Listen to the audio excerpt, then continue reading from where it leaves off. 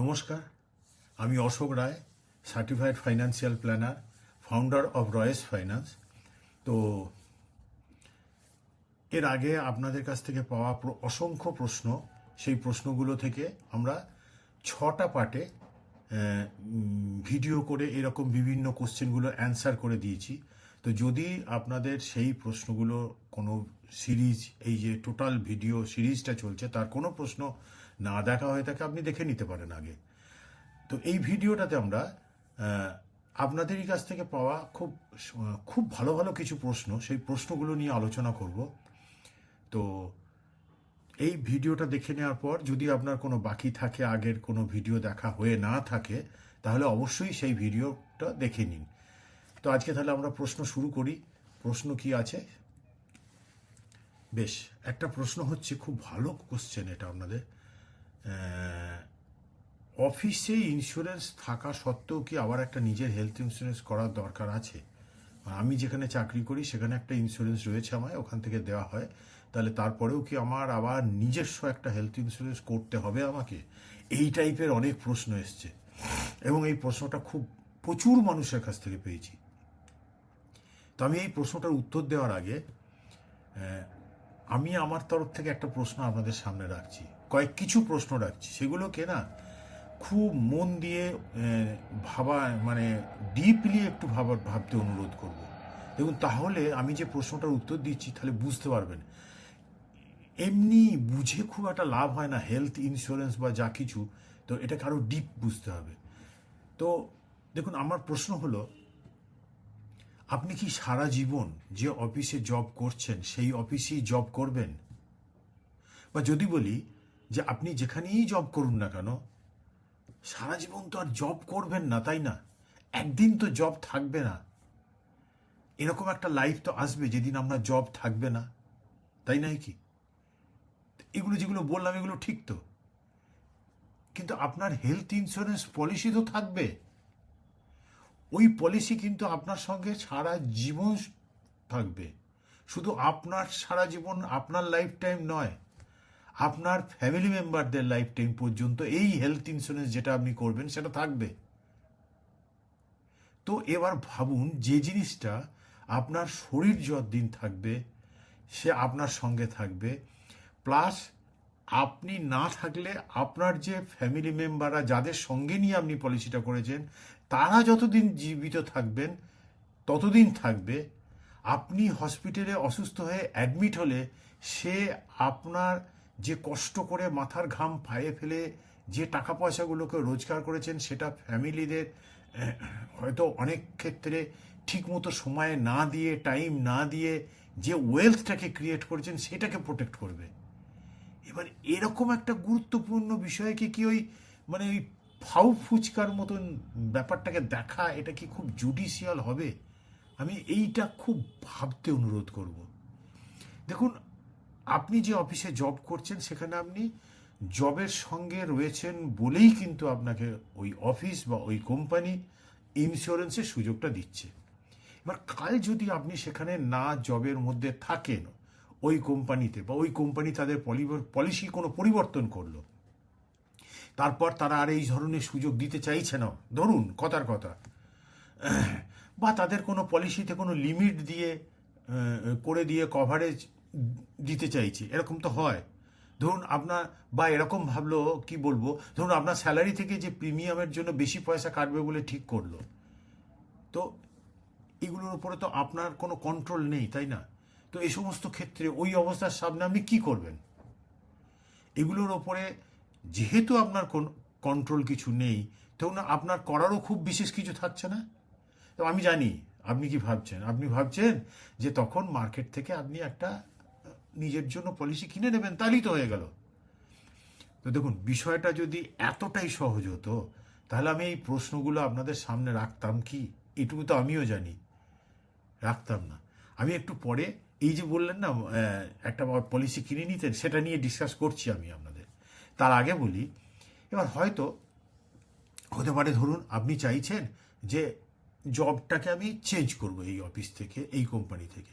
আপনি একটা ভালো জবের অফারও পেয়েছেন, কিন্তু ওই কোম্পানিতে হয় কোনো হেলথ ইন্স্যুরেন্সের বেনিফিট নেই, বা আছে কিন্তু সেটা খুব ভালো নয় বলে আপনি মনে করছেন, এবার আপনি কি করবেন? জবটাকে তো হেলথ ইন্স্যুরেন্সের সুযোগ নেই বলে রিজেক্ট করবেন তা তো হয় না, তাই না?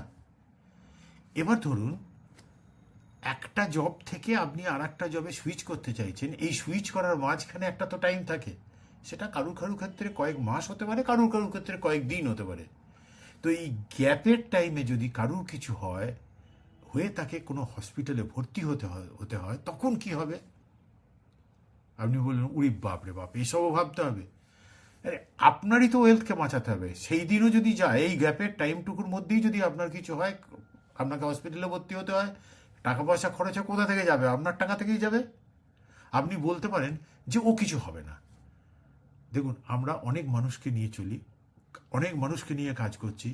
কতজনের যে এই পিরিয়ডে ক্লেম হয়, তাদের লোনে জড়াতে হয়েছে তার ঠিক নেই। এবার সেই লোনের বোঝা তাদেরকে অনেক দিন পর্যন্ত টেনে নিয়ে যেতে হয়েছে। এই সমস্ত মানে গুলো দেখা আছে বলেই বললাম। এবার এর জন্য আলাদা করে কিন্তু একটা পলিসি থাকা খুব দরকার। এবার আপনি একদিন ধরুন জব থেকে তো রিটায়ার করবেন, তাই না?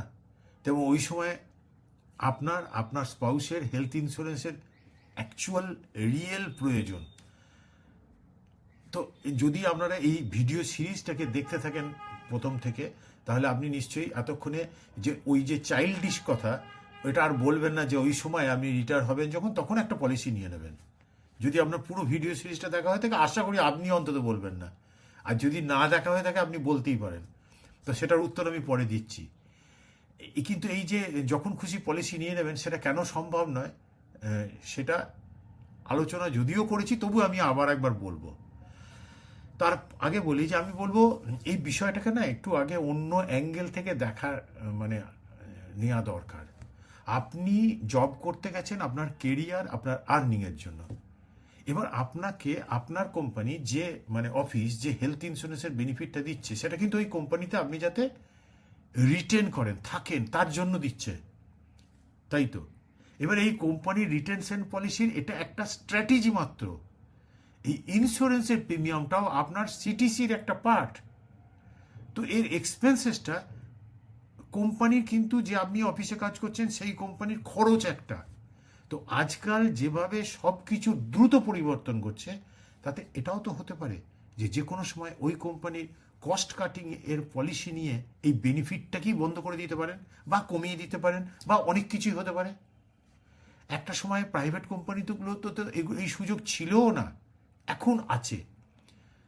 আরও একটা গুরুত্বপূর্ণ বিষয় হলো, আমরা দেখেছি যে কোনো কোম্পানি যেখানে একজন এমপ্লয়ি জব করছেন, সেখান থেকে ইন্স্যুরেন্স পলিসি যেগুলো দেয়া হচ্ছে, সেই ইন্স্যুরেন্সটা তো যে অফিস বা যে কোম্পানিতে আপনি কাজ করছেন তার নিজস্ব প্রোডাক্ট নয়, তাই না? ওই কোম্পানি কোনো একটা ইন্স্যুরেন্স কোম্পানির সঙ্গে টাই আপ করে আপনাকে ওই ইন্স্যুরেন্সের সুযোগ সুবিধা দিচ্ছে। এর জন্য ওই ইন্স্যুরেন্স কোম্পানিকে প্রিমিয়াম পে করতে শুধু নয়, প্রত্যেক বছর নতুন করে ওই পলিসিটাকে রিনিউ করতে হয় তাদের, এটা নিয়ম। তা যদি ওই কোম্পানিতে লাস্ট ইয়ারে অনেক বেশি ক্লেম কোনো কারণে হয়ে যায়, তাহলে পরের বছরে রিনিউয়াল পিরিয়ডে প্রিমিয়াম ওই কোম্পানিকে কিন্তু অনেক বেশি দিতে হয়, কারণ যেহেতু ইন্স্যুরেন্স কোম্পানি ক্লেম হয়ে গেছে। তখন দেখবেন অনেক কোম্পানি তাদের এমপ্লয়িদের পেরেন্টসদের চিকিৎসার ক্ষেত্রে বিভিন্ন ধরনের মানে সুযোগ সুবিধা যেগুলো ছিল সেগুলোকে তখন কমিয়ে দেয়। এই সমস্ত বিষয়ে কোনো এমপ্লয়ি কখনো খুব একটা ডিপে গিয়ে ভাবেন না। এবার বেশিরভাগ ক্ষেত্রেই এই ইনফরমেশনগুলো ওই কোম্পানি তাদের এমপ্লয়িদের জানায়ও না। যদিও বা কোনো কোম্পানি কিছু একটা জানায়ও, সেটাও কজন এমপ্লয়ি তাদের এইচআরের পাঠানো মেল পড়ে দেখেন, বা কোনটার কি ইম্প্যাক্ট হতে পারে পড়ে দেখার পরেও সেটা কতজন যে বোঝেন, সে নিয়েও কিন্তু যথেষ্ট প্রশ্ন থেকে যায়। আমরা দেখেছি যে একজনকে, মানে আমাদের এর সঙ্গে যুক্ত তিনি, তার এটা একটা এক্সাম্পল হিসেবে বলছি, তার বাবার মাসে 3বার করে ডায়ালিসিস চলে। সেটা উনি যে কোম্পানিতে কাজ করেন ওই কোম্পানির পলিসি সেটাকে কভার করতো।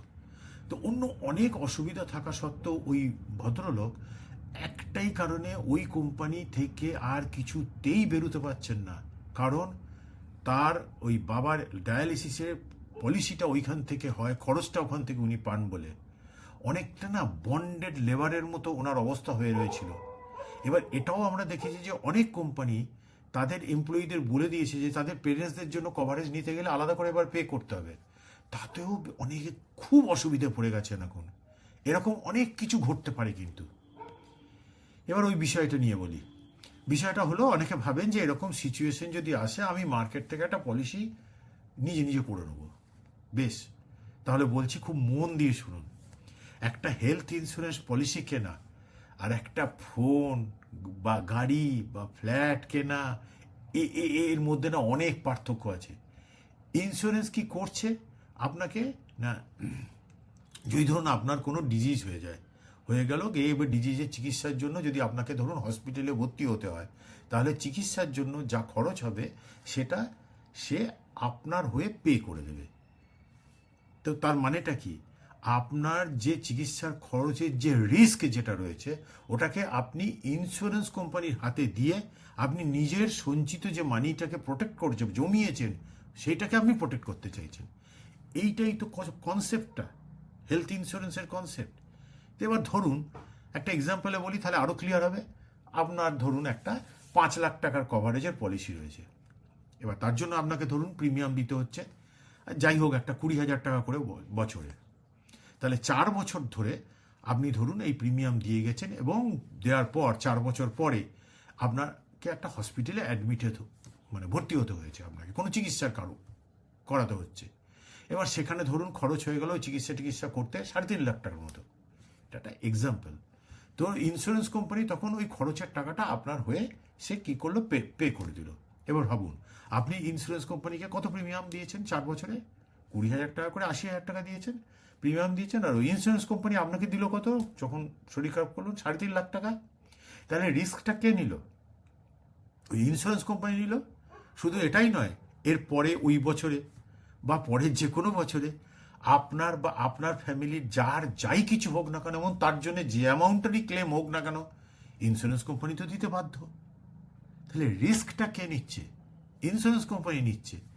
যেহেতু ইন্স্যুরেন্স কোম্পানি রিস্কটা নিচ্ছে, তাই ইন্স্যুরেন্স কোম্পানি যে কোনো পলিসি অ্যাকসেপ্ট করার আগে তার রিস্কটাকে সে তার মতো করে দেখে নিয়ে তবে সে সেই পলিসিটাকে অ্যাকসেপ্ট করবে কিনা ঠিক করে।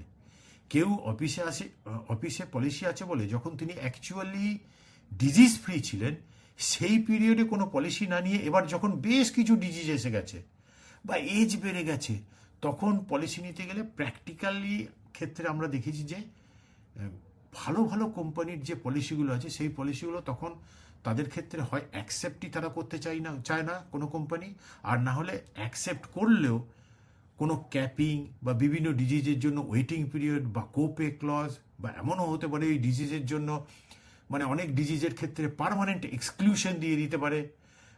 ডিজিজ রিলেটেড কোনো কিছুর জন্য আপনি কোনো দিনই কোনো ক্লেম পাবে না, কিছু কিছু ডিজিজে এরকমও করে দিতে পারে। এই সমস্ত বিভিন্ন কন্ডিশন দিয়ে তারপর পলিসি অ্যাকসেপ্ট করতে চায়। তো এইগুলোর জন্য বলছি বিষয়টাকে না হালকা চালে দেখলে পরে ভবিষ্যতে মারাত্মক বিপদ হতে পারে।